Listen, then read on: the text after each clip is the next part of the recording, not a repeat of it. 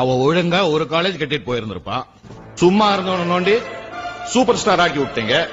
இப்ப அவன் ஊருக்கு ஒரு காலேஜ் ஓபன் பண்ணிட்டா. ரோடு போடுறா, தண்ணி கொண்டு வர்றா, மந்திரி சபை மாதிரி ஒவ்வொரு துறைக்கும் எக்ஸ்பர்ட் டீமை வச்சுக்கிட்டு ஒரு பிரைவேட் கவர்மெண்ட் நடத்திட்டு இருக்கா. விட்டா சிஎம் ஆயிடுவா போல இருக்க. எதிரி இங்க உருவாகிறது இல்லைங்க, நாம தான் உருவாக்குறோம். வேலு, அவனை போட்டுரு. போட்டு தள்ளுற ஆளெல்லாம் இப்ப அவன்கிட்ட இருக்கான். அவனை தூக்கி உள்ளேயாவது போடுங்கயா. முடியாதுங்க.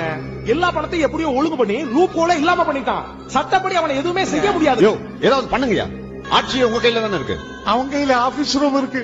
யார் போனாலும் ஆப் வச்சு ஆஃப் பண்ணிடுறான். பொதுமக்களும் நல்லது நடக்கிறதுனால யாரும் காட்டி கொடுக்க மாட்டேன்றாங்க. Full support. இவ்வளவு ஏன் ஆபீஸ்ல வந்து ஏன் கேபிள் கனெக்ஷன் எல்லாம் நோண்டிட்டு போயிட்டான். இங்க போனா அங்க போகுது. அப்ப நீங்க ஒரு கம்ப்ளைண்ட் கொடுங்க.